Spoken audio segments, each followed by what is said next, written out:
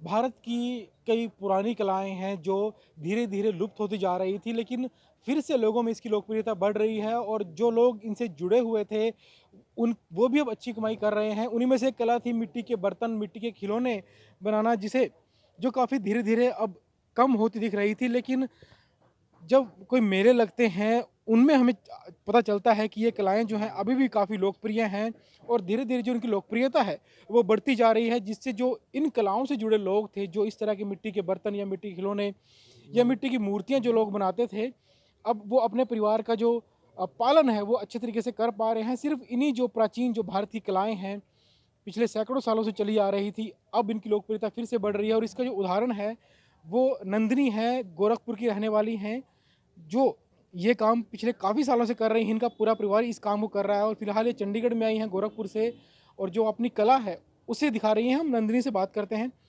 नंदिनी, ये जो काम है, मिट्टी के जो बर्तन आप बना रहे हैं, खिलौने बना रहे हैं, कितने सालों से आप कर रहे हैं? 14 साल से। 14 सालों से आप कर जी रहे हैं। सर। जी। तो सेल कैसी? क्योंकि कहीं न कहीं ये कहा जा रहा था कि अ, जिस तरीके से मिट्टी के जो बर्तन होते हैं या मिट्टी के खिलौने होते हैं, कहीं न कहीं उनकी सेल कम हो गई है, लोग कम पसंद करते हैं। तो अभी कैसा है? कितने लोग इनको लेने आते हैं? कितनी आपकी आमदनी हो जाती है? ठीक हो रहा है सर इस समय। हुँ, यहाँ पर घर पे लो चलते हैं, यहाँ पर अच्छा चल रहा है। हो जाती है। हाँ। तो परिवार में कौन-कौन है आपके? परिवार में 4 बेटी हैं हुँ, और 1 बेटा और हम हमारे हस्बैंड जी। जी। तो जैसे आपका बड़ा परिवार है, 5 लोग, 5 बच्चे हैं आपके, जी तो सर। क्या पूरे परिवार का भरण-पोषण इन सब को बेच के हो जाता है? हाँ, घर पे हो जाता है। जैसे जौन हिसाब से बिक्री होता है वही हिसाब से हम लोग खर्चा करते हैं। जी, तो कितने महीने में बिक्री कितनी हो जाती है? घर पे कितनी बिक्री हो जाती है? 20 से 25 हज़ार तक हो जाता है। 20 से 25,000 हो जाती है। जी। तो दूसरे राज्यों से भी लोग आते हैं लेने के लिए, कोई बड़े व्यापारी आते हैं लेने के लिए, वो कितनी कितनी मात्रा में ले जाते हैं? 1.5 से 2 लाख तक ले जाते हैं, उसमें हमारा 50,000 फ़ायदा होता है। 50,000 बच जाते हैं। जी सर। तो आपको लगता क्या है, क्यों कि पिछले काफ़ी सालों से आप ये काम कर रही हैं, तो जो इसकी बिक्री है, वो कितनी बड़ी है पहले के मुकाबले? पहले के मुकाबले ठीक चल रहा है। ज़्यादा बड़ी है। हाँ, ठीक इस समय बहुत अच्छा चल रहा है। जी। क्योंकि जैसे और काफ़ी मूर्तियाँ आती हैं, पत्थर की आती हैं, दूसरी चीज़ों की मूर्तियाँ आती हैं, खिलौने भी आजकल आते हैं। तो ऐसे में जो मिट्टी का जो सामान है, उसकी लोग कितना उसको पसंद कर रहे हैं? ज़्यादा लोग पसंद कर रहे हैं यहाँ पर। यहाँ पर तो ठीक-ठाक है।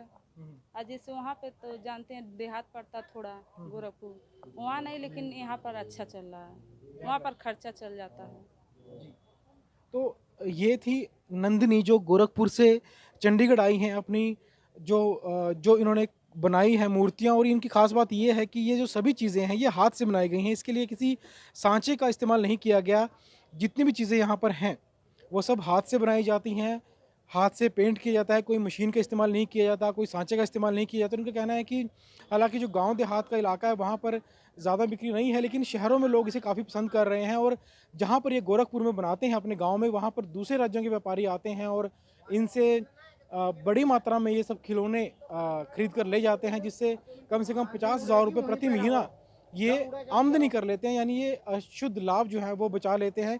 इनका परिवार है जो इसी कला के माध्यम से चल रहा है और लोकप्रियता जो है इन चीज़ों की, मिट्टी के जो खिलौने हैं या बर्तन हैं, इनकी लोकप्रियता लगातार बढ़ती जा रही है और नंदिनी की तरह और भी कई कलाकार हैं जो अपनी रोज़ी-रोटी इसी कला से चला रहे हैं। तो साफ तौर पर ये कहा जा सकता है कि जो प्राचीन कलाएँ हैं भारत की, वो फिर से लोकप्रिय हो रही हैं और कलाकारों का जो आमदनी है, वो भी लगातार बढ़ रही है।